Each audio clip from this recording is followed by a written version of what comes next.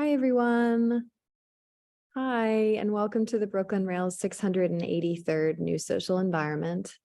I'm Chloe, Director of Programs here at the Rail, and I have the pleasure and privilege of being your MC today for a conversation featuring Michael Wiegers, Ryo Yamaguchi, and Cole Swensen.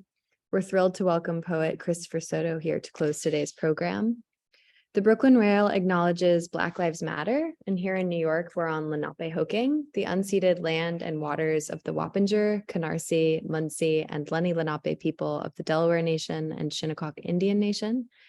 We recognize land acknowledgements are not a replacement for actual necessary decolonial work, but a reminder of place of the legacies of dispossession and enslavement that sustained and enriched the stolen land that we're speaking from. And now it's my pleasure to introduce today's guests and host. Copper Canyon Press executive editor Michael Wiegers has been acquiring and editing books for the press since 1993. He's edited 2 retrospective volumes of the poetry of Frank Stanford and edited the anthologies of The Poet's Child and This Art, and translated poems for Reversible Monuments, contemporary Mexican poetry, which he co-edited with Mónica de la Torre. He is also the poetry editor of Narrative and regularly speaks about the art of publishing at universities and colleges around the world. Poet Ryo Yamaguchi is the author of The Refusal of Suitors.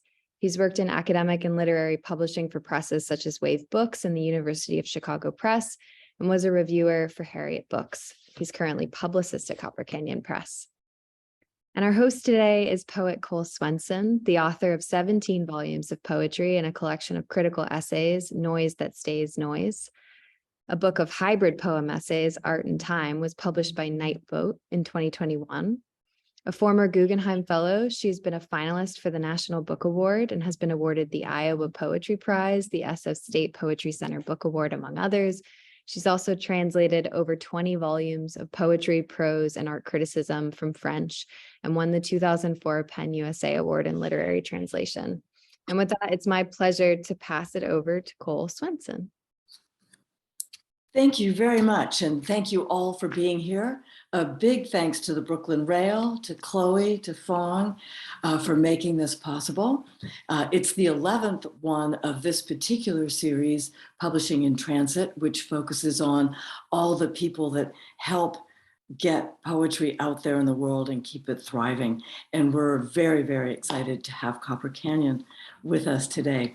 We always like to start with poetry, just to get poetry in the air. So we'll be hearing from Ryo Yamaguchi and Michael Wiegers first, and then we'll close the program with Christopher Soto. So Ryo, if I can turn it over to you. Absolutely. Thank you, Cole, and greetings, everyone, from Santa Fe, the historic home of the extraordinary pueblos of the Tewa people. Cole, I was kind of following your lead in the spirit of working poets. I want to read something really new. It's still on the back of the crossword here. So this is really bad luck, I think, but I'm going to read it anyway. I think this will probably be called The Wind. When I come upon the wind, it is in the story of my life. How the mountain emerges from among the trees at the saddle, or the bend of light when she opened the door and walked in. Sometimes the wind is so strong it clappers the bell, and we listen from within the bodies that have come all the way from our births. I walk onto the balcony among the palms. I straighten the sign near the door in the hall. A traveler once told me that rain at night is the chatter amongst dreams. There's a line of people entering the correction. It may be us. It may have begun the untranslated part of the hymn in which our voices are the texture of a cave wall. I step from the last stair. The plaza is full of wind, leaflets and pigeons, and the trickle of the fountain being blown aside like strings of beads. Everyone agrees. It has grown too windy, and our arrangement casts a strange relief in the emptiness the wind has scoured. I tug at the wilderness to see it a little better, hoping the right question will arise. A clack of stones is like a puzzle. The mule deer is among the sedges and then is not, and it's simply that way, how the avenue that runs through my heart is quiet on Sundays. I believe this poem is the recto, and the wind is just on the other side, so loud you can't hear it, so strong all the world stops and we finally feel contained. Thank you.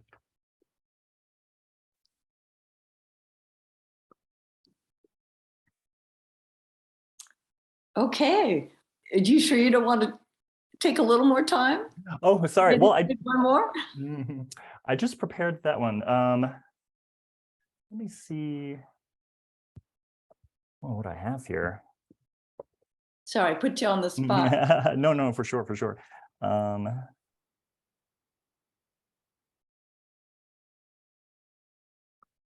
Didn't realize it would go so fast. Okay, well, let me read a Jory Graham poem here, since I'm sitting with the book here, and I'll read it. This is from our collection here.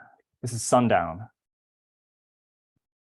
Sometimes the day light winces behind you, and it is a great treasure. In this case today, a man on a horse in calm, full gallop on Omaha over my left shoulder, coming on fast, but calm, not audible to me at all until I turned my back head for no reason, as if what lies behind one had whispered, "What can I do for you today?" And I had just turned to answer, and the answer to my answer flooded from the front with the late sun they were driving into, gleaming, wet chest and upraised knees and light-struck hooves, and thrust out even breathing of the great beast from just behind me, passing me, the rider looking straight ahead and yet smiling without looking at me as I smiled, as we both smiled for the young animal, my feet in the breaking wave edge, his hooves returning as they begin to pass by to the edge of the furling break, each tossed up flake of ocean offered into the reddish luminosity, sparks as they made their way, boring through to clear out life, a place where no one again is suddenly killed, regardless of the cause, no one. Just this galloping forward with force through the low waves, seagulls scattering all around, their screeching and mewing rising like more bits of red foam, the horse's hooves now suddenly louder as it goes by, and its prints on wet sand deep and immediately filled by thousands of sand fleas thrilled to the declivities in succession in the newly released beach. Just at the right moment for some microscopic life to rise up through these cups in the hard upslant retreating ocean is revealing. Sand fleas finding them just as light does, carving them out with shadow and glow on each ridge, and water oozing up through the innermost cut of the hoof steps. And when I shut my eyes now, I am not like a blind person walking towards the lowering sun, the water loud at my right, but like a seeing person with her eyes shut, putting her feet down one at a time on the earth.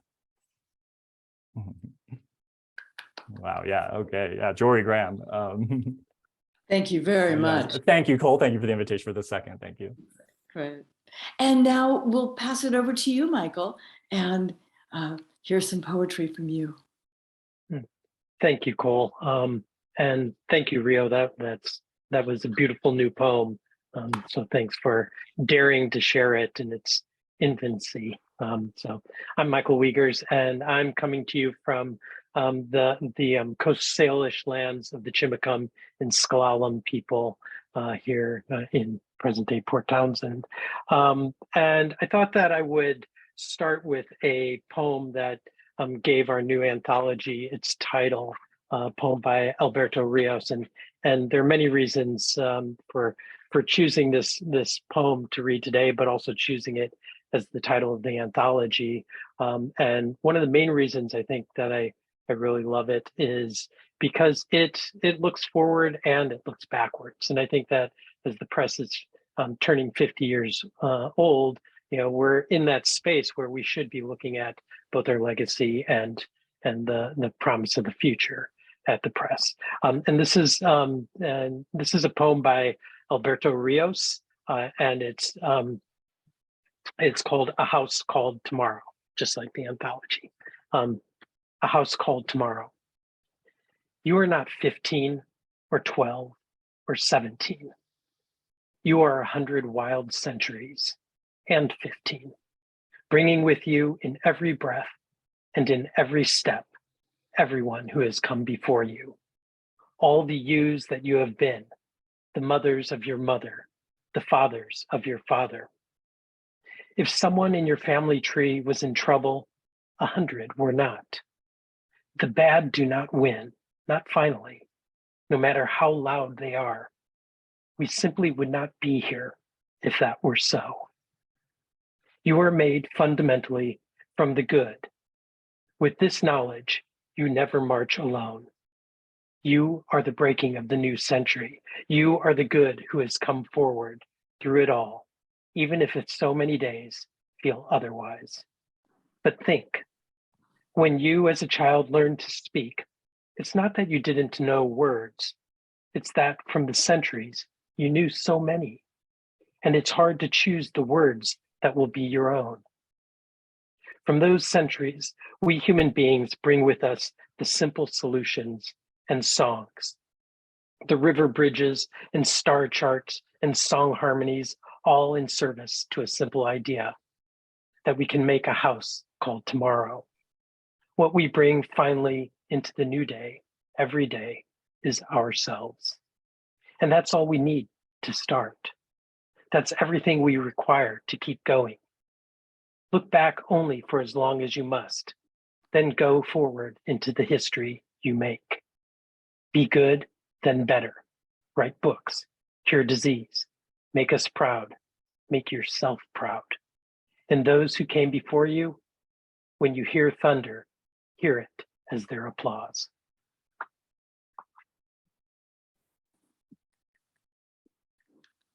What a great way to start. Lots of very strong stuff in the air to go on with. And since you brought up the 50th anniversary, and that just seems like such an important milestone for anyone, anything, and certainly for something as tenuous as a poetry publishing operation. So something very much to celebrate there. And I wondered if you'd talk a little bit about the anniversary and particularly about the anthology. Sure, we'd be happy to. Just starting with the gorgeous image on the cover, which is by the artist Erica Blumenfeld. She and I were recently having a excuse me while I take a drink. We were having a conversation about the necessity for generosity in art, and how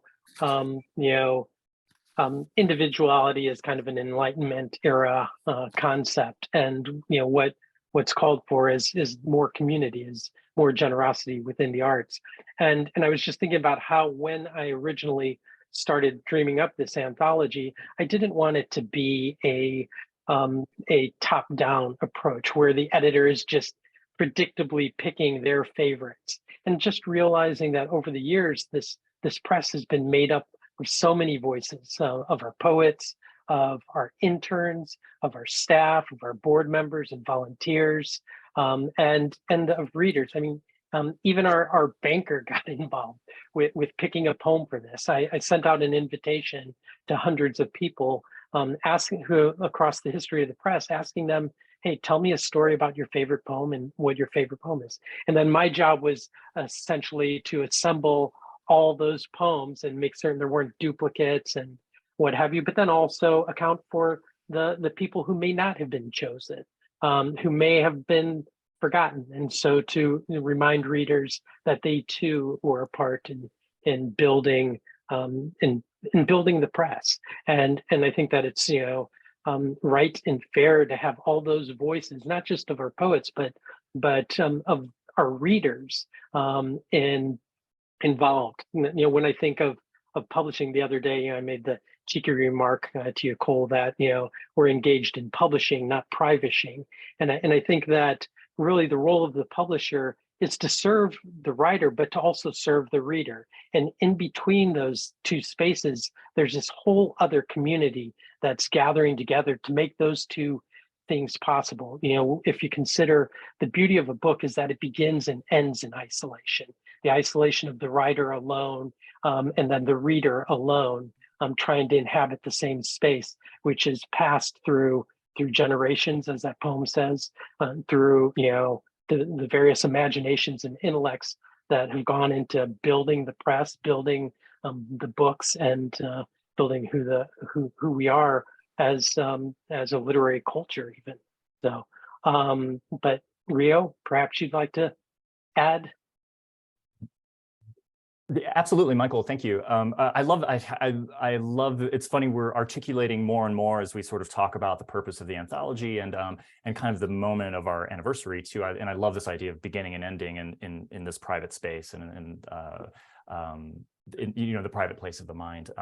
I've been thinking a lot about sort of temporal elements of the anthology and what this kind of 50 years means. I mean, it's maybe I say this as someone who is feeling middle-aged or something. You know, it's right in the middle of a century. It's right in the middle of this of a very familiar kind of bank of time of a century, you know, this 50 years. And the way that, you know, I've really thought about it, and the way that I've thought about Copper Canyon as a whole is this idea of sort of continuity, of moving from the past to the present. I love Alberto's poem and this idea of a house called Tomorrow, these really signaling different sort of temporal horizons, you know, looking back and looking forward at the same time. I realized, Cole, we had talked about this kind of idea of continuity and rupture, and I had realized later after our initial planning meeting that that I'd completely stolen that line from Jory Graham, and I already kind of already spent some time with Jory today, but I thought that I could kind of read just a brief quote from some prose that she did. This is actually about line breaks in poetry here. It's well, poetry with its margin is a reiterated instantiation of the cliff edge, that breaking or not breaking as one goes over it is one of any civilization's most ancient, mysterious means for shaping the very tension between rupture and continuity, so that one has to take the measure in every line of one's nearness to the edge, while also conjuring and experiencing the fall or perhaps leap to what may lie beyond that edge. In that sense, every succession of verses invents or models both death and resurrection. They're both rehearsals and survivals. Just a really astonishing line. And can I hazard to say that I conceive of the press as a poem, as a poem itself that is, you know, constantly moving to that edge and then falling, leaping to that next thing, leaping to the next voice, leaping to the next development of American poetry, while taking with you, you know, the idioms, the motifs, the traditions, the learning that you've brought with. And I think that's so deeply represented in our anthology and where Copper Canyon Press is, you know, at this moment. It's about, you know, bringing the old into the new, that continuity and rupture, creating this communion between, you know, history and the future through these different voices. I know I'm speaking kind of vaguely about it, and we could probably talk more about what that really means in terms of the authors. You know, we have late career authors, mid-career authors, debut authors. You'll see that represented in every single seasonal list that we have. And that's one of the most special things to me about this. And what I think Copper Canyon as a press is also sort of particularly positioned to provide and celebrate. And I'd just like to add also that, you know, when we put out this call, we ended up getting far more responses than we could have used. So the book right now is, I think, somewhere in the 600 page you know, range. We easily, you know, could have gone to 2,000 just with, you know, with the number of responses, and we, you know, I had invited people to share stories about how they first read this poem or encountered a poet, and to really personalize things and to hear, you know, hear what was important to them about a particular poem.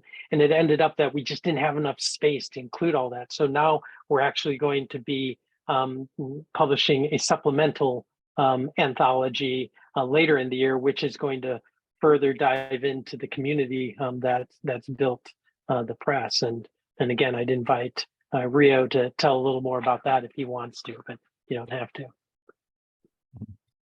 Yeah, we're in the midst of production. I just sent a call out to our 700 plus or 600 plus list to solicit materials for this anthology. You know, in addition, I mean, folks wrote in with so many great stories about the meaningfulness of these poems, just poems, you know, in their lives. And so we're really, I think there was an initial idea that we tried to include that in the anthology. There was just simply too much poetry, and we like the idea of focusing on the poems. So we're going to have the supplement that's those stories, and many other things too. It's as much as we can gather. Kind of to Michael's point, there is so much activity that happens in between the act of creation and the act of reading, you know. And I don't know, Michael, I don't want to steal your thunder on the party and birthday cake line, the party and party cake line here, but Please. You know, this the idea that, you know, there is this room of all of these people working, and all these people who are having these meaningful interactions with the poems, and we have been privileged to collect a lot of those stories firsthand. And it's cool because they break down into, you know, various categories. I mean, poems have been with people at really significant moments in their lives, when they've made major changes, when they've had to face serious obstacles, and there's a poem there that helps them, and they tell us these stories, you know. Technical matters of how poems, you know, make you, you know, rejigger your intelligence and your consciousness. Poems, of course, about social action and social change, and a look to a broader, better social world. You know, so many of these different ways that poems have been with people, and like I said, we've been really privileged to really gather a lot of those stories. And so I'm really excited about this supplement. We're really in the midst of producing it right now. So it's a bit messy, and it's always a fun meeting to kind of make decisions about it. But you can look for it in the fall. It's gonna be called Come Shining, from the wonderful CD Wright, Deep Step, Come Shining. And we'd love to hear more about the birthday party. I know it's going to be somewhat, it's going to cover a lot of space as well as a lot of time. So Michael, do you want to go into that? It struck me that it's also deeply invested in community and community production. Yeah. So I think what Rio was alluding to was, you know, I said that, you know, we should look at A House Called Tomorrow as kind of being the birthday cake, and then Come Shining is more aligned with the birthday party. And we're going to be having literal parties around the country during the coming year, and with, you know, events at various spots around the country. And so you know, we look forward to sharing those. But you know, right now we know we're going to be doing stuff in New York, in Chicago, in Santa Fe, in the Bay Area, in Seattle, and, you know, wherever else we're invited. We're gathering our poets, we're gathering the people who are community in the press, and you know, trying to give them some you know, space, and then, you know, part of this will also have a lot of, we were talking beforehand about the online, the Zoom component, and Rio does a great program called Line Breaks that is another form of our getting out into the world, and we're regularly doing our book launches online, and we plan to have those also be, you know, part of our anniversary work, and you'll see a lot of that in the coming year. But again, I'll turn it over to Rio to give you some more specifics, perhaps. Yeah, thank you, Michael. I'm really excited about all of these parties, and you know, we were just talking in the pre-check for this about how Zoom really has enabled this really expansive communion among all of us. You know, I mean, we're all talking. I mean, Cole, you're in Paris, you know. And it's really great, though, moving at least into maybe some phase of the pandemic, or if you want to call it the post-pandemic, where we're able to actually have these in-person events. Of course, AWP in Seattle is going to be a really, really major one. We're also pretty lucky that it happens to be in Seattle, which is sort of our home, the press's kind of home metropolis. And so we're definitely planning a lot there. I would kind of like to talk about Line Break a little bit, and maybe and our also our online readings. I mean, well, let's see. We recorded a Line Break earlier this week with actually Natalie Eilbert, and I'll hold her. This is a galley of her forthcoming book in the spring. I've been reading Joy Graham's environmental work. Natalie's is, I think, is also a really wonderful collection of eco and feminist justice, you know, poetics. And I think it's a really good example, moving from someone like Jory, who of course is published many, many, many books, and Natalie, who is probably moving maybe from kind of early to mid-career in her publishing life, So having both of these works, again, in adjacent or the same list is really amazing.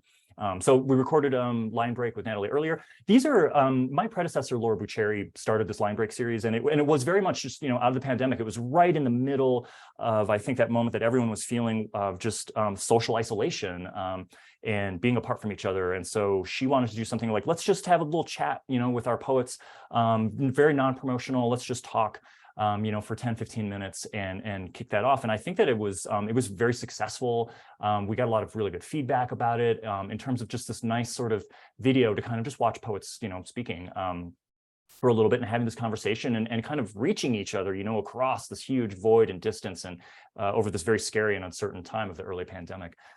So we had to keep doing it. And even though we've moved into, again, a sort of a different time, the value of this series has just really grown.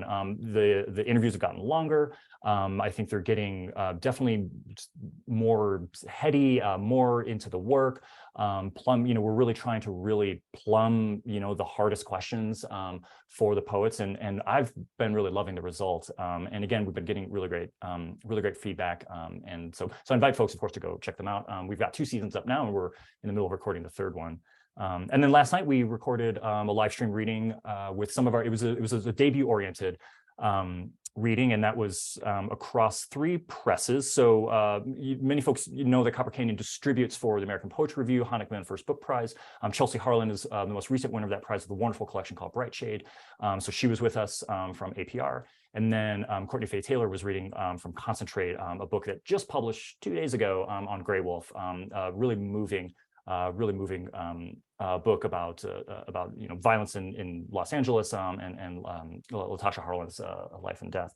That was across presses. So that was part of this trying to build out this community too, I think there's a really interesting moment right now in small press publishing. There's a lot of galvanization. The consortium distributors who are the distributors for many, many small presses, they're in the midst of their sales conference this week, as any of us could tell you, as our colleague Joseph could tell you, he's there right now presenting.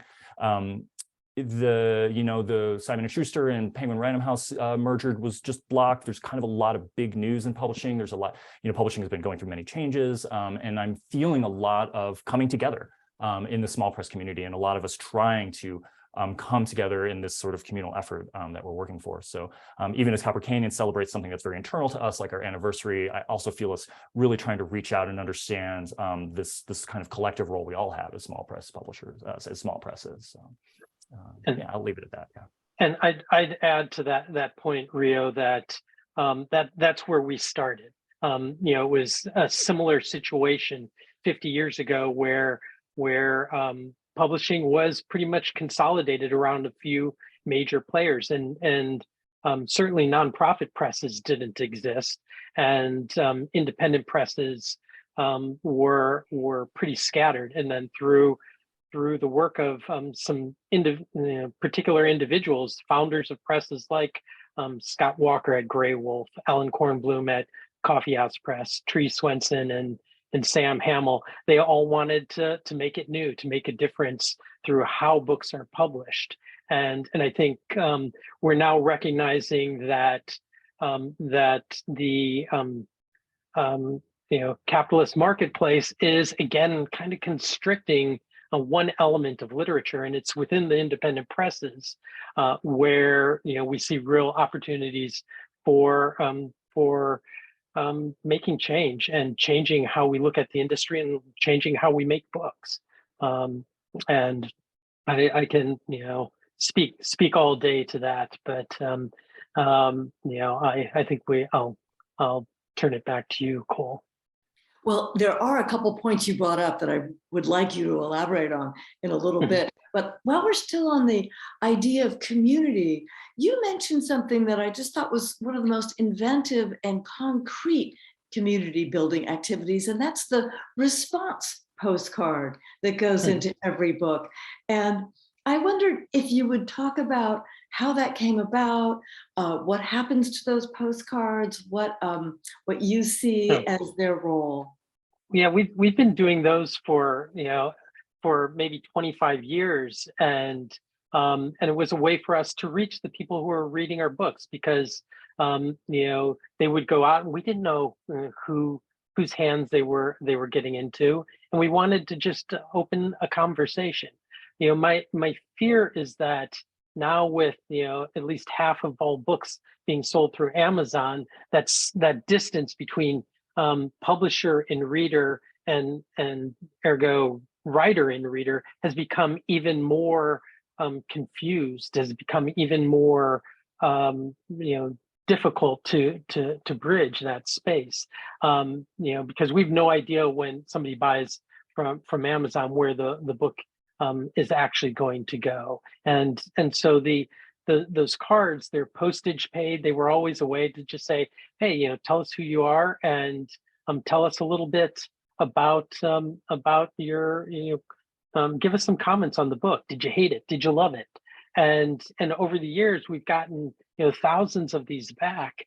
Some of them really funny, some of them angry, some of them just in love with the books. And it's again a process. As I was saying before, I think that our role is to not only honor the writer by publishing beautiful books that get out into the world, but also by honoring the the sacred act of reading, and honoring the people who are investing their dollars, and not just their dollars, their time and their imaginations and intellects, and engaging with the books. And I like to often think about the Nobel Prize winner Odysseus Elitis, who always said that every writer is looking for a third reader, and he went on to say that everyone has their first reader, which is their mom, their dad, lover, husband, wife, whomever, and then their second reader is kind of the community that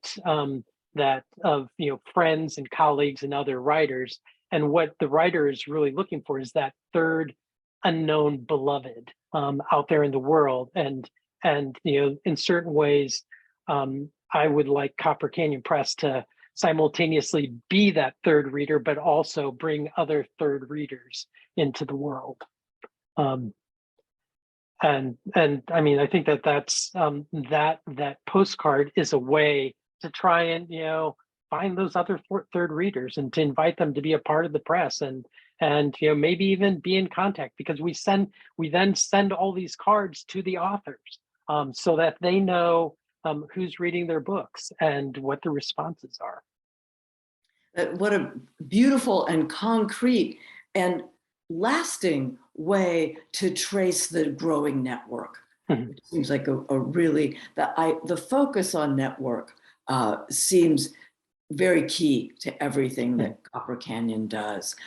Going back to your opening comment about it's not about individuality as much as it's about creating that community. And looking at the building where it all happens is a nice way to think of that community as not being an ephemeral or virtual community, but actually a real one as well.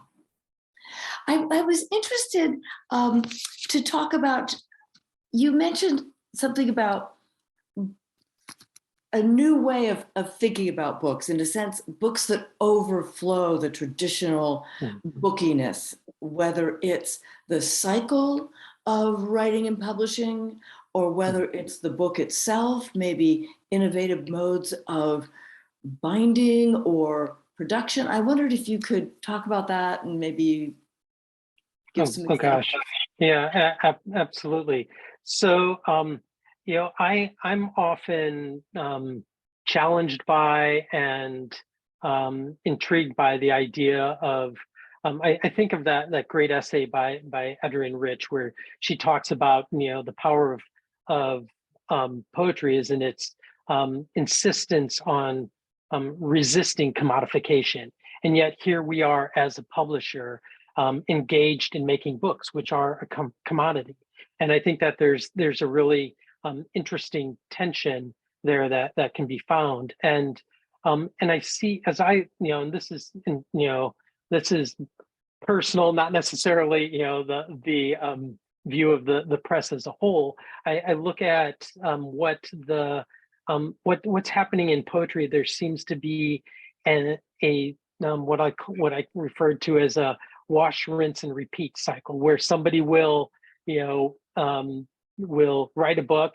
4 years later, they'll come out with the next book, and my hope is that we can encourage writers to make it new and to do so through publishing books that provide inspiration to change the ways in which we think of poetry and think of poetry books in particular. One of the, looking at the industry, one of the things that's a little troubling to me is, again, we can look at Amazon as an example. Right now, everybody in publishing, we're always asking for what are comps. And so each book has to be compared to something that's come before it. And so in that way, I think that, a press can become complicit in the commodification of poetry. And my hope is that, we can kind of pivot a little bit to say, how is this different from everything that's out there? And how can we make things new? Some of the ways in which we're doing that is just looking at the book itself. Gosh, I don't know if I have it. Yes, I do. So an example might be C.D. Wright's Casting Deep Shade that we did a few years ago. One, this is something that only a book can do. You can't get this on the internet. The tactile sense. And if you look at the work inside, it's also challenging how we think about poetry. And I'd like to see us as an organization do more and more of that without getting into gimmickry, without getting into, again, pandering to that marketplace, but encouraging, poets to think, think beyond those line breaks, think beyond those lines. But there's always going to be a place for that, and I'm always going to love the more traditional concept of poetry. But I also, there's a book that Sarah Band published that I'm kicking myself because I read it early on, a book by Laura Haldeman, which is it's part graphic novel, and I think it's a really brilliant, beautiful book, and I love how she's thinking of poems and thinking about narratives and stories and memoir and mixing and breaking down the genre barriers to an extent, and then I look at a book that we're going to be doing by Paisley Rekdal, which is just absolutely brilliant, called West, a Translation, where she has started with a poem that was carved into a wall in one of the prison cells at Angel Island, and she deconstructs that poem character by character, written by a Chinese immigrant who's being imprisoned, and breaking it down character by character. And it's a poem that's an elegy for Abraham Lincoln and Abraham Lincoln's desire to build the transcontinental railway, which would unify this country.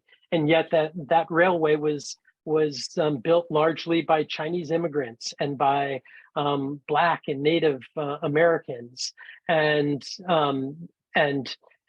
so she brings in a history of photos into it. She breaks down that individual poem using each character to write her own poems, but simultaneously translating that original poem along the way, and really exploding the notion of translation, exploding the notion of writing poems and writing docu-poetics. And it's an extraordinary book that is also very much tied to a website. And we're going to have I would have never, I was an early Amazon denier. I was saying earlier on today that I didn't believe they would ever succeed, right? And here we are now. We're putting a QR code in that book so that people can go to see, what Paisley has created online. So it's really it's getting us to think differently about what a book can do that you can't get on your phone. That you can't get on your computer screen, and I think that's really in a lot of ways where the future of the book lies, to really show that it is a singular space, it doesn't have all the frippery and distractions that we get when we're on screen. It's like right now, all of us can see the chat in the bottom of the window. It's like, oh, I want to find what that is. Get distracted by that. A book, requires us to sit, be present, to breathe and read in a way that I don't think we can experience anywhere else within the literary world. But please, Rio. Oh, sorry, Cole. I was just intrigued also, though, and another way that I see it is you're also showing how the book overflows the traditional notion to reach out toward documentation, to reach out toward social commentary, to reach out toward graphics and images. Right. Think of all the great books that incorporate. The new one of Forrest that's coming out that has those wonderful photographs. And so the idea of the book as a focus, an opportunity to focus and to be concentrated, but that is also growing constantly. So the more we look into the book, the more it grows around us. Yeah, and I was going to say, I want to be careful also that we're not, as I said earlier, that we're not just pandering to the marketplace, because I think that there's something very powerful in honoring the very simple lyric, that doesn't tell a story, that doesn't have a utilitarian purpose beyond existing, and doing what it does and creating the magic that it makes. Yeah. Rio, I would love to hear from you on this issue as a publicist and someone who's involved with getting the word out. This notion, this tension maybe between the need to create a commodity and the resistance to the commodification at the same time. Yeah, thank you so much, Cole. I have to intro this with my own contribution, because I'm hearing Michael talk about Paisley's book, which is really incredible, and the website, which is so incredible. I mean, I'm thinking of other works too, like, well, we were talking about, Anselm Berrigan at the Rail, and with my friends at Wave. Come In Alone is an incredible book that also does this too. I mean, this text that runs around the border, that's just another shout out to Anselm and things, and so many other books that I can think of that are really pushing what poetry can do. One other quick thing I would say, and because I'm hearing sort of Michael's comment about the idea of the lyric, and I'll say that I've had numerous conversations, especially recently, with many poets, many of our later career poets who express this idea that they don't write books, they write poems, and what we do is we collect them. And I love that kind of concept, that idea of a collection of poems as not necessarily being intentionally commercially packaged. I mean, of course it is, but that it's really this archaeological look at a period of writing that the poet is doing. And there's something that that does kind of resist commodification in that I really love, in a more, what we might call a more quote unquote standard traditional sort of format of poetry. But from my role in publicity, the thing about our position, and now Copper Canyon is really lucky in that we are a nonprofit, and so we are able to have a model that at least is somewhat resistant fully to capitalist forces. But the thing with capitalism is, maybe any system, is like, I mean, there is no true escape. I mean, we have to try to sell books, or maybe I would rephrase that and say that we have to sell books. It just is a fact of our existence, and so we had to do everything in order to do that. We sell out, we sell through all these marketplaces, and I had to do a lot of publicity, which is great. It's wonderful work, and it's hard work, and you're competing for what is increasingly shrinking review space in major reviews and newspapers and all this. I mean, you can Google this and just find an endless sea of articles about the shrinking of book review space, and so it becomes a very competitive arena. The thing that I think is really kind of fascinating about this process, and at least what I tell myself when I wake up every day, is that I am trying to get that really good review or get that really high profile interview, because I want the book to sell, because I want a lot of people to see it, see that it exists, want to own it, want to buy it. Of course, that's a motivation. But there is this other motivation that is really, I think, what drives us at the press a lot more. And this goes to everything that Michael's been talking about community. And that's to create or to catalyze these conversations around poetry, around our poets, around our books, but just around what poetry can do, what it's like for readers when they encounter a book, how they can feel more secure, how they can feel heard, how they see themselves reflected in it, and of course more intellectual versions of that. Critics, very, very important critics, very smart critics who can look at a book and create this new conversation, this new sense of possibility, this new way of thinking about art and human creation as a whole. And so I try and wake up and tell myself that every morning when I'm working hard to garner reviews, when I'm emailing, endless, hundreds of people with galleys and those kinds of things. The whole idea is visibility, not just for our economic health, but also to create and foster all of these conversations.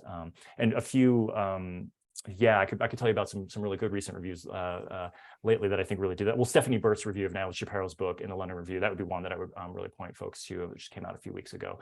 That to me was a real example where Stephanie just was so honest, so frank about Natalie's very, very challenging but powerful poems. It's just a really terrific review, and I would send folks there maybe as one example. But yeah. What modes other than the book review do you find yourself employing?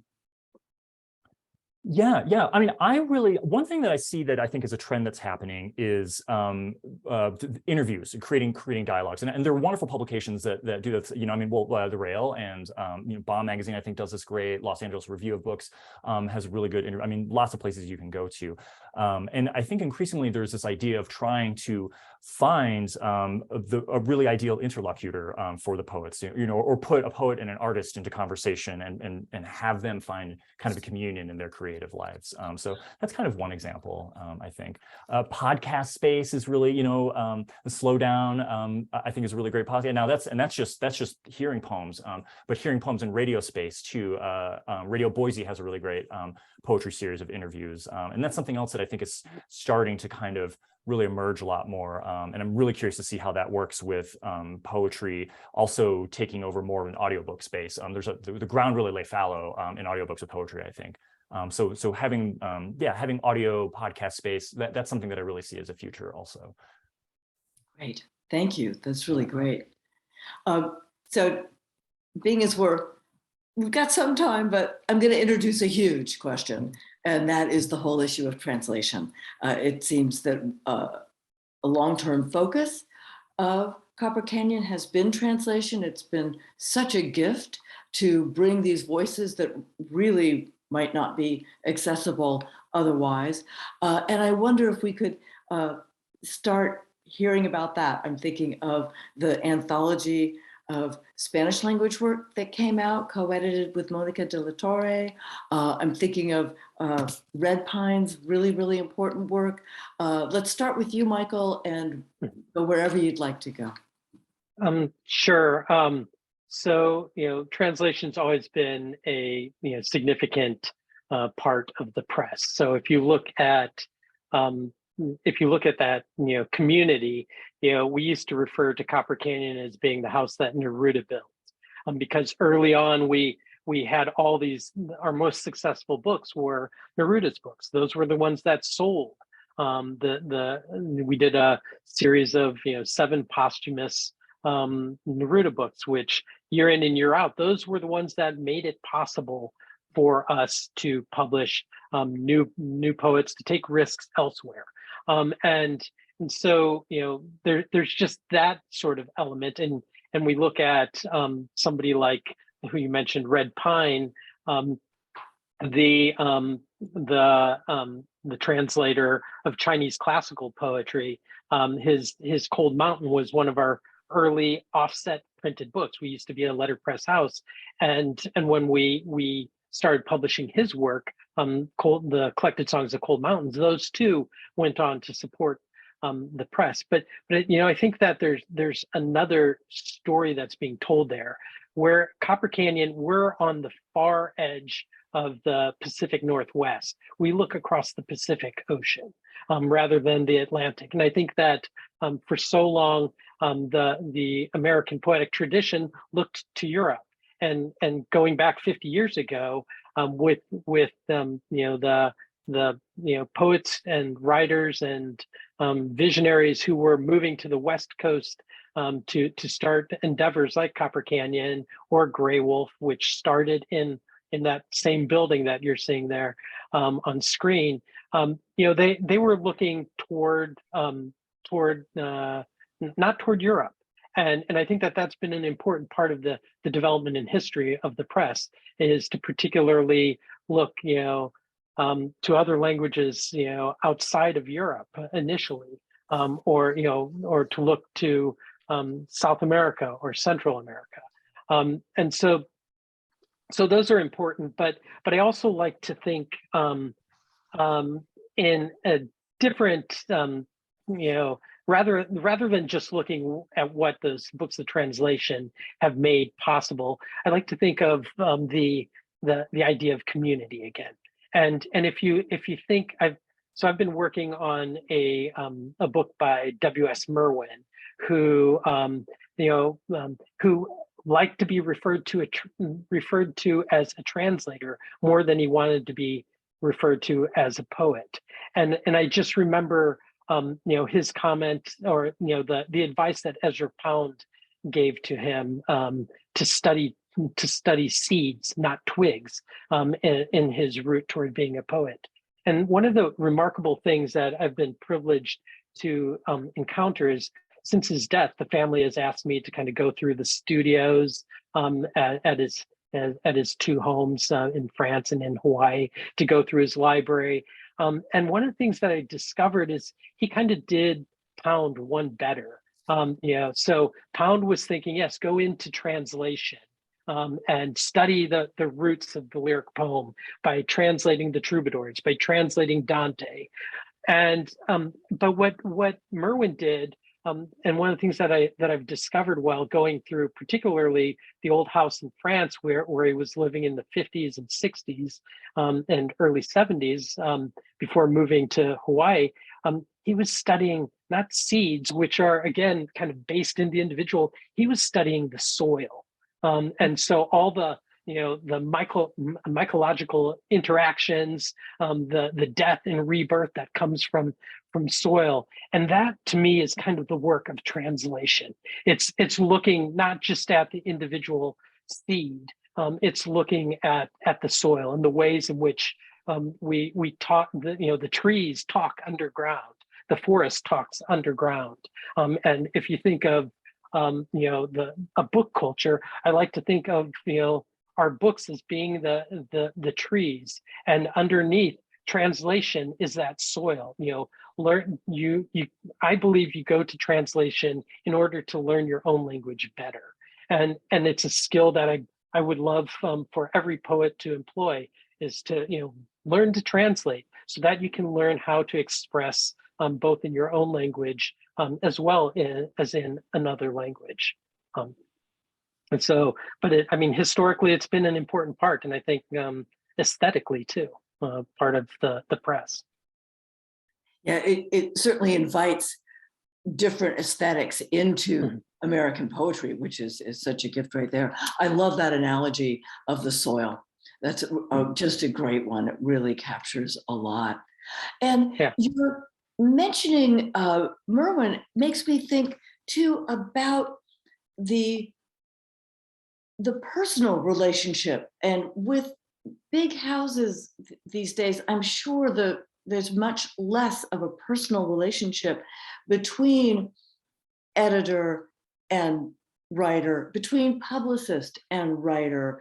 And I wonder if you have anything to say about how being a smaller press maybe operates on that level. Yeah, I'd be happy to talk about that. I think that there are only a handful of us at the press, and we're doing a more limited number of books, right? So any of our authors can call me and reach me, just about any time of day, or call Rio and and reach him just about any time of day. Although we encourage everybody to take time off, but I think that's part of being in a small organization. There aren't those gates put up in front of that communication. But I'll also say that I think in the industry, and this I realize I'm making some gross generalizations here, but I've seen in larger publishing houses how there's a lot of change continually, particularly in when there are mergers and acquisitions happening, that editors will bounce from one place to the next. And you look at some of the poets who are prominent on our list, like Merwin. He came to Copper Canyon because he after a series of mergers, acquisitions, firings, etc., his longtime editor Harry Ford was no longer there, and so he was not comfortable with having to move from editor to editor, and we had already been working with him to secure his legacy, and so he felt comfortable. And I think that, or I would hope that what a small press or an independent press would allow is for long-term relationships to be built between not just the editor, but the marketing director, the publicist, the digital media coordinator, all the different people across the press. And I think that's what you get with a place like Copper Canyon is you've got that you have a secure group of people who are going to stand by that author, and they're going to get to know them. I regularly, well, not since the pandemic, but I love having poets make the trek to Port Townsend and having dinner at my table.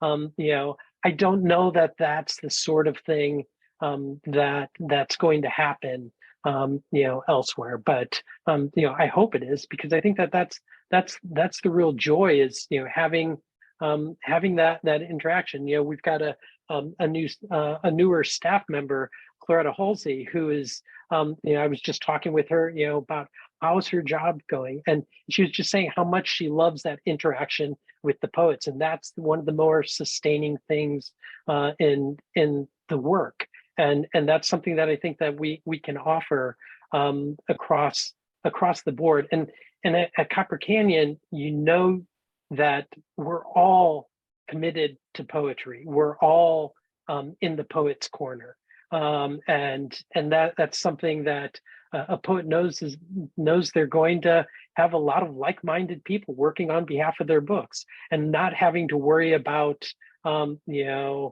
whether or not their company is publishing a biography or a book by Amy Coney Barrett or whomever, or a cookbook or what have you. That we're staying focused on very similar concerns.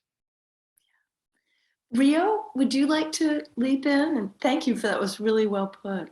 Yeah, Michael, that was really great, and I don't know, it's just kind of stirring up a lot of really wonderful memories for me. Maybe I could just share a couple of quick stories of this too. I think it's again, I feel that the press is in a very sort of lucky or hard-earned position to have, say, like a discrete publicist, for instance. I mean, that's not true at a lot of places. That publicity work is done under far greater duress and time and money and things. And so I feel really lucky to be able to develop really deep personal relationships, to think really independently, about our plan moving forward. I mean, Christopher Soto, who we're going to hear from later on, I mean, we've worked very closely together to advance the cause of the abolitionist cause through the work. Michael was talking about having. I hope any of us could have a meal with Michael sometime. I got the chance to do that over the summer, and I was in Port Townsend, went to the house. Michael had just returned from France. We were talking about Merwin. He was making a salad dressing out of some mustard that he'd brought back, and this was during the mustard scare in France. Made a delicious salad, and FedEx arrives, and Jory's book is here. The advances are here, and we're looking through the book, and then Jory calls on the phone, and we're all just sort of together in this, in this moment. And that happens just over and over and over again. In the middle of our live stream last night, I'm getting texts from Kate Marvin, selfies with Kate Marvin and Randall Mann, who we're going to be publishing in the spring list, and having having that kind of relationship, it's a friendship, and I want to believe that, and of course we have to have some professionalism, and of course I got to look at spreadsheets and stuff, but I also get to have all of these wonderful conversations and be there and try to be each of our poets' best reader. That Michael talking about that third reader. I always consider myself to be like, I want to be your best first reader or second reader, outside of the editor, and really striving for that kind of goal. I think maybe poets, and I'll call us all poets, fancy ourselves a little bit of marginalized or something like that, and maybe we take in the camaraderie of that sense, that we are this kind of small weird group of folks, and I love being kind of steeped in that, and I think as a press we try to really, just at least really promote the communion that comes around that, and we're lucky to be able to have the time often to do it. Well, I mean, we could always use more time, I suppose, but but thinking about this also is, as we move into AWP and the madness of the intense pressure on people's schedules that happen at the AWP conference, and trying right now to let's block out time. I'm trying to block out time with posts now. Let's get coffee here and let's do this, and doing all that scheduling to really make sure that time is there, and that we can spend it together, because it's, for us it's going to be our first in-person AWP since the pandemic. So that'll be a really interesting moment, I think, in terms of all of our relationships, and just pining for, I might be the only one to say this, but I wish the conference was 3 weeks long, because we need that much time to do it. So anyway, but I love it. It's very meaningful and personal to me. I think it is to us all, and it's going to be so interesting to be back together in person. So well, maybe this is a good moment to segue back to Chloe and questions or comments or things that you all, thank you very much for listening, and we'd love to hear what you think and what you have to ask or say. Thank you so much for that amazing conversation, Michael, Rio, and Cole. That was incredible. We do have 2 questions, and if anyone else has a question, please feel free to raise your hand or write your question in the chat. But the first is from Lynn Crawford, and Lynn, I'm going to ask you to unmute here so you can ask directly. Thank you. This was the most beautiful presentation, and I just want to thank you for your amazing press. We have plenty of your beautiful books, and it's really a beautiful service you're doing. And I'm hoping one of you can help me with something I've never understood. And that is the segmentation of a press between fiction, prose, and poetry, and why you don't, or other people don't, or why some don't conflate those two, but choose to separate them.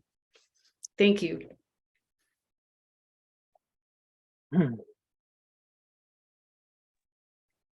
Well, I think for us, it started, the press was started by poets, and that was that was what they knew and what they loved.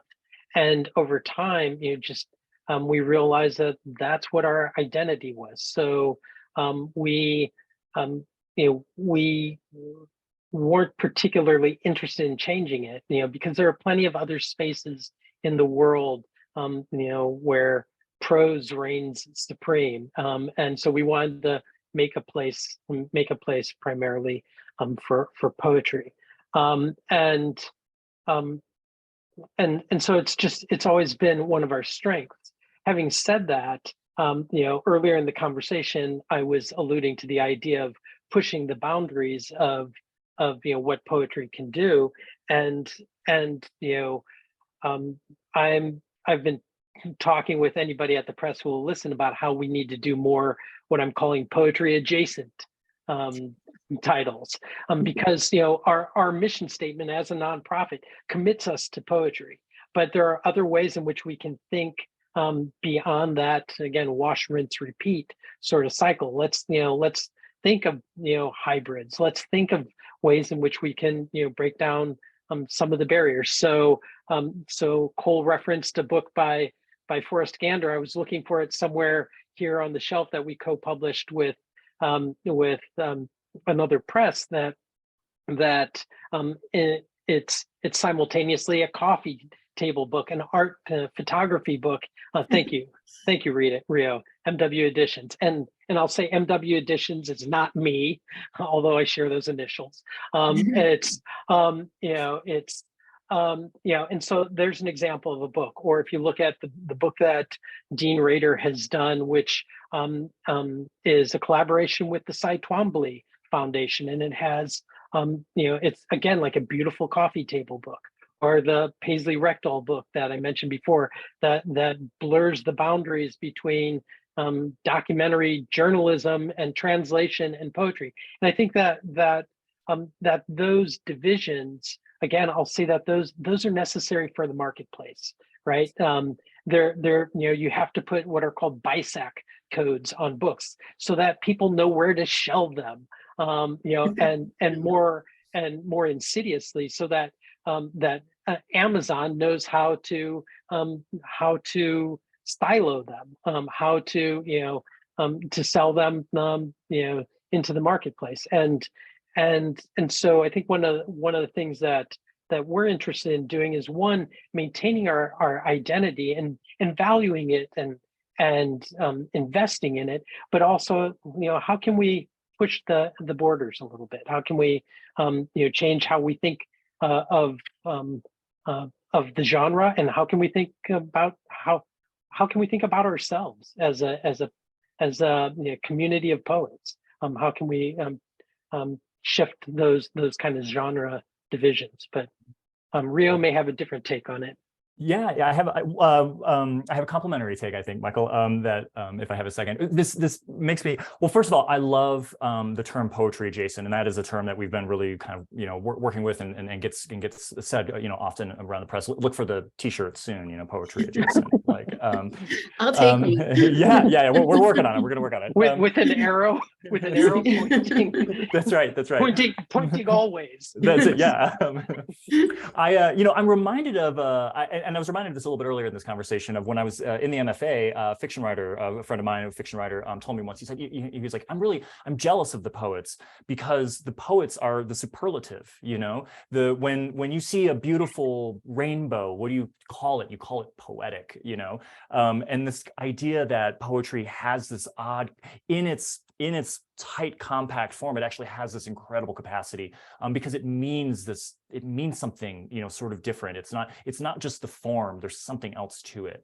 And I love that. And it's nebulous and it's kind of mysterious to me. It's still, after decades, in poetry, it's still, whatever that thing is, it's still very nebulous to me. What do we mean when we call something poetic? But nonetheless, we try to foster it. And so that is through works that Michael's describing here that we're overflowing, where Forrest is in conversation with the photographer Jack Shear here in Knot, wonderful book that just published 2 days ago, this Tuesday. So and everything else. But I've always thought about that fiction writer telling me that he was jealous because we get to inhabit the superlative just by our genre of the 3 genres in our program. And I would add that I think part of our maintaining that dedication to poetry is so that we can maintain the ecstatic superlative. And that's we want to maintain that space of of superlative ecstasy. Oh, it's so nice. Thank you. Thank you so much for that amazing question, Lynn, and thanks for those replies. The last question is going to come from the Rails publisher and artistic director, Phong Bui, and I'm going to ask on Phong's behalf. First of all, Phong just sends his absolute best wishes to you both and thanks you for this conversation, and then says, as small presses like Copper Canyon, Grey Wolf, Shambhala, etc., place experiment before ease and art before comment, hence they can find ways to appeal to their readers that need not be uniform or categorically topical, as ways of commercial presses sometimes have to be. As we know, what makes the culture in the US still thriving and alive is due to philanthropy, means to love people, which is completely absent in Europe. What can you share with us about the distribution of funding, or say what percentage of the board members and friends donations versus the sales of books impacts your work on an annual basis? Good question. We are about a 50-50 50-50 split now about between philanthropy and book sales. It's actually a little, probably a little higher in book sales than philanthropy. And then that philanthropy is really broken down, and the great majority of it is coming from individuals, not from foundations, not from corporations or whatever else. So we really some of those who know the press will see our regular Kickstarters and our online appeals, and we're even looking at changing that model and maybe conflating the idea. Here again, I'm going to talk about Amazon. Every time that we sell a book through Amazon, in certain ways we're kind of losing money. Oh gosh, I'm going to go down a rabbit hole, and that I don't want to go down here. But so what if we if you were to go to our website right now, you'll see that we don't sell books on our website. Partially because if we do that, Amazon will then undercut us and offer free shipping. They'll price the book lower than where we are, and so we're building a website, spending a lot of money to feed Amazon, right? So now we look to our donations. It's like, donate some money to us and pick a book, or 2 books or whatever.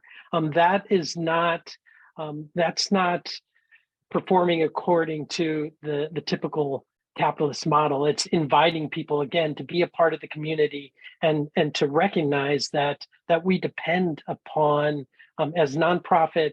Bless you, Cole. As we depend upon as a nonprofit, we depend upon our readers to sustain us, and we depend upon those donations. But yeah, I mean, just the pure economics of it. It's slightly more through sales than through donations, and for that we're grateful. It goes again back to the idea of the postcard. We know who's reading the books. We know who's making those books possible through their donations, and that's not to exclude. I mean, so organizations like Lannan Foundation, they've been with us for 30 years, and we would not have been able to do our work without their support. They've made jobs like Rio's possible for us to have a full-time publicist. They've made so much possible, and we're incredibly indebted to them. And and there are other organizations like the National Endowment for the Arts that have been with us since the beginning, and again, really grateful to them as well. Rio, please. Yeah. If I could just say one quick, I'm conscious of time, but I want to make one addition to this. And thinking about an organization like Lannan, and Lannan, of course, so important to me here in Santa Fe, and to the press. But the one amazing thing about being so supported by philanthropy is, well, for one, many publishers, I think, had a couple of really nice years over the last few years in terms of book sales. I mean, that's in the news, and we did too, and this year is more uncertain. That's the idea. The market has vicissitudes, and you have to sell to the market. The wonderful thing about philanthropy is that you can choose what your mission is. You can be mission driven, and you can do that with this consortium of these other people, important people who are trying to do the same work you're doing, like Lannan, or like our board. We get to make these decisions very deliberately and have a mission that is for the advancement of poetry, and is also trying to, I mean, another great thing kind of about my job that I feel like is I get to be an advocate for poetry. I get to encourage people to push their own reading toward poetry, because I think that's important for all of us.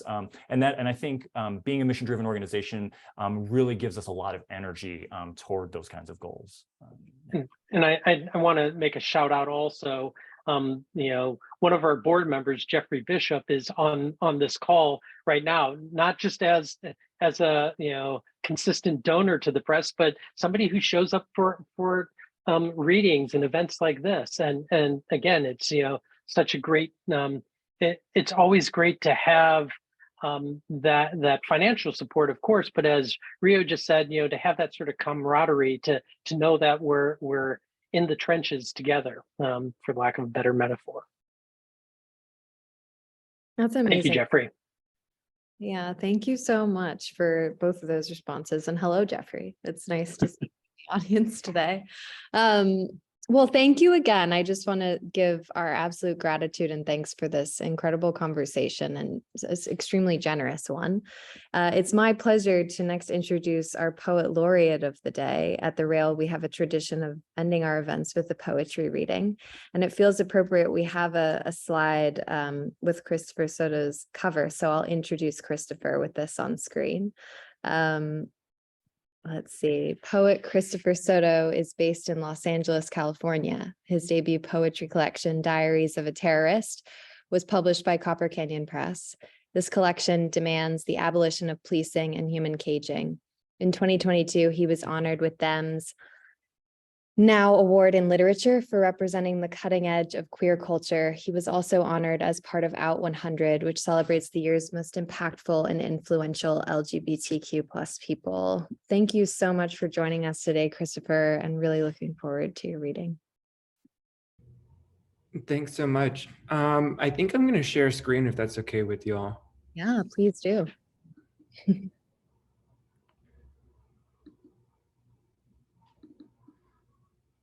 Nushat, you can see I already put trace your journal. I already Googled it. I'm quick. All right, so what I want to do over here, this is published in BOM earlier this year. It's called a Salvadorian Trans Triptych. The conversation today was talking about translation, international solidarity, a bit about like hybrid text and thinking beyond poetry. After writing this debut poetry book, which was Diaries of a Terrorist, which was published with Copper Canyon in 2022, I wanted to do something just for the sake of producing art, something that I felt like wasn't necessarily for a next book or project. So I teamed up with two other trans Salvadorian artists.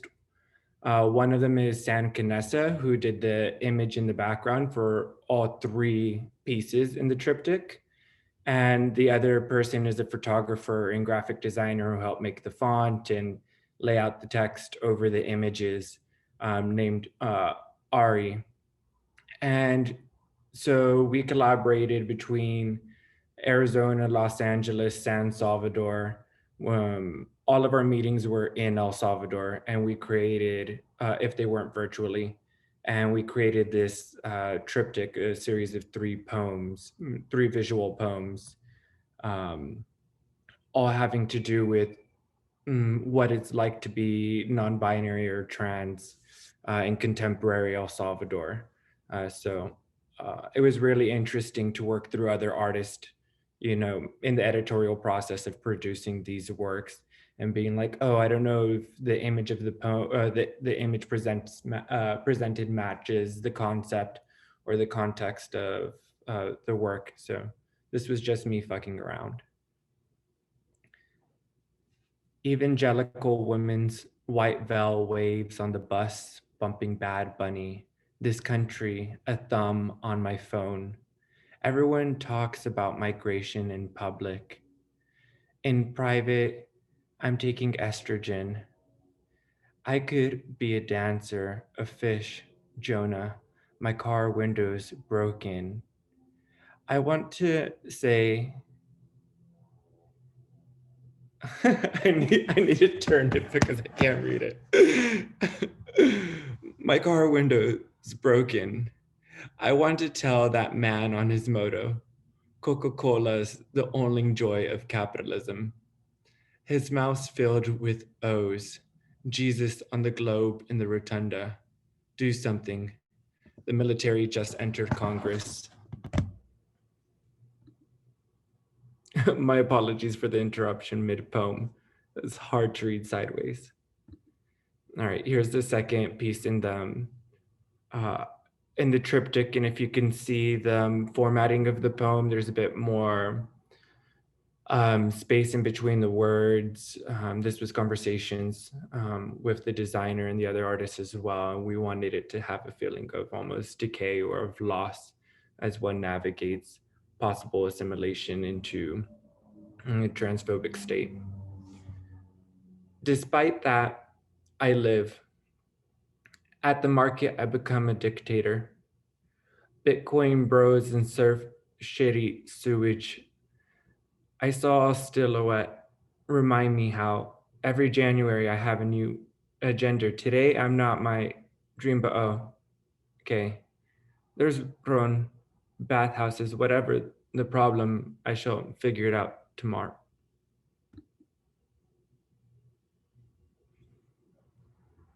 And the last part of this triptych.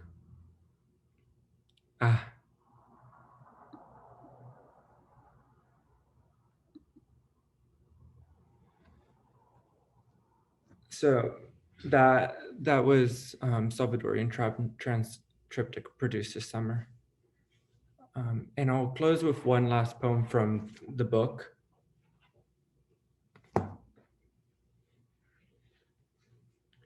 It's called Schizophrenic Fucker. Damn, we love you, man. We found you some cheap Moel with a fainted neon tea. We found you cackling in open field, cracking skies open like lightning with your laughter. We found your arms tattooed with our poems because we were the only poets you knew, because you loved how we always looked for you or found you, walking with your asthmatic dog that wasn't yours anymore, walking beside railroad tracks before curfew at the sober living house, walking with that meth head and her 3 kids. Why were you yelling at them? And mom said they aren't allowed over anymore. Or were you walking back to prison? Or what was your cell phone number again? Or we stood in the garage asking your mom why she left where she saw you last. Or we cried in a minivan, feeling like a stupid bitch. We couldn't find you under our fingernails. We couldn't find you asking anorexics for dieting advice. We couldn't find you anywhere. And we remember you before prescription drugs that led to non-prescription drugs. How California clams would hang on pillars of the pier. How many false goodbyes before we said goodbye. Where are you? Goodbye. Thank you. Wow. Christopher, that was incredible. Thank you so much for that reading. And it's such an extension of everything today and just really, really amazing. So thank you. And thank you to everyone for joining us today in this NSE with Copper Canyon Press. Thank you to Michael, to Rio and Cole one more time. And we'd also, of course, at the Rail like to thank the Terra Foundation who sponsor this NSE program and make daily conversations like this one possible and support the growing archive. You can view today's event and our full archive on the Rail's YouTube channel. For 22 years, the Rail has provided a platform for the arts, culture, and politics through our monthly publication and public events like on our daily NSE. You can check the chat for a link to donate to support the writers, editors, and operations at the Rail. And if you're free tomorrow at 1 p.m., join us for a conversation with artists Sarah Friend and Charlotte Kent on the occasion of terraforming at Gallery Nagel Drexler's Crypto Kiosk in Berlin. We'll conclude with a poetry reading by Eleni Sicilianos. And you can now turn on your microphone and say hello and goodbye as you leave. Thank you so much, Christopher and Rio and Michael. So great to talk with you. Thank you, Cole. That was awesome. Yeah. Thanks very much. Thank you, Cole. Thank you. Thank you. Thank you. Thanks. Thank you. Thanks. Great new work, Christopher. Yeah. Thank you.